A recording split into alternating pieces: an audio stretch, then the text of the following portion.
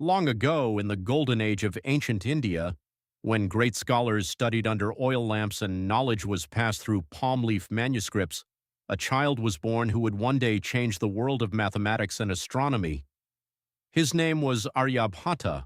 Aryabhata was born in the year 476 CE. Historians believe he was born in the region of present-day Bihar or nearby areas of India. From childhood, he was different from other children. While many boys ran through fields and played games, Aryabhata often sat quietly, drawing shapes in the sand, counting stones, and asking questions about the stars. At night, when the sky sparkled with countless lights, he would look upward and wonder, why does the moon change shape? Why do stars move across the sky? Why does day become night? These questions filled his mind with curiosity.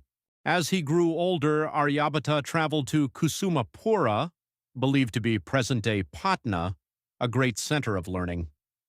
Scholars from many regions gathered there to study grammar, medicine, philosophy, mathematics, and astronomy. Aryabhata learned quickly. Numbers became his friends. Equations felt like puzzles. The movement of planets became a mystery he wanted to solve. He spent long nights observing the heavens and long days studying ancient texts. He compared old ideas with what he saw in the sky. He was not afraid to question common beliefs. This courage to think differently made him extraordinary.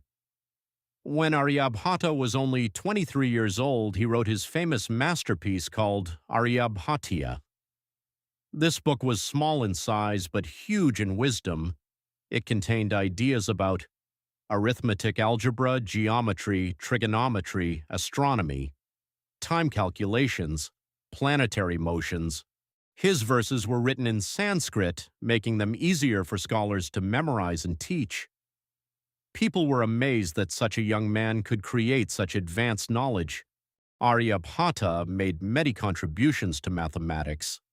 He worked with the value of pi, and gave a very accurate approximation for circles. He explained methods to calculate areas and solve equations. He used the place value system, which later became central to modern mathematics.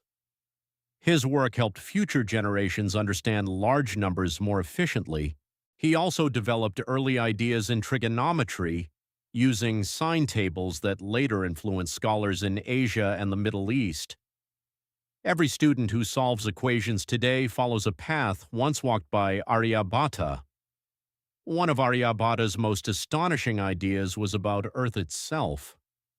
In ancient times, many believed the sky moved around a still Earth, but Aryabhata proposed something bold. The Earth rotates on its axis. He explained that day and night happen because Earth spins, not because the sun circles us each day. Imagine saying such a thing more than 1,500 years ago. It was a revolutionary thought. He also studied eclipses scientifically. Instead of myths, he explained that lunar and solar eclipses happen because of shadows cast by Earth and the Moon. He used reason where others used fear. Aryabhata's fame spread far beyond India. His works were studied by later Indian scholars such as Bhaskara I and others who wrote explanations of his methods. Centuries later, his ideas traveled through translations and influenced scholars in the Islamic world and beyond. Mathematics became a bridge between civilizations. Though he lived in ancient times, his mind reached the future. Aryabhata's greatness did not come from magic, it came from discipline. He observed carefully, he calculated patiently, he studied constantly, he asked fearless questions. He showed that intelligence grows when curiosity meets hard work. India never forgot him. In 1975, India named its first satellite Aryabhata in his honor. This was a symbol that the spirit of ancient science still lives in modern exploration. Today, schools teach his name. Scientists respect his insights. Students admire his brilliance. Whenever someone studies math, watches an eclipse, or wonders about the stars, Aryabhata's legacy shines again. Aryabhata was not born with telescopes, computers, or modern tools.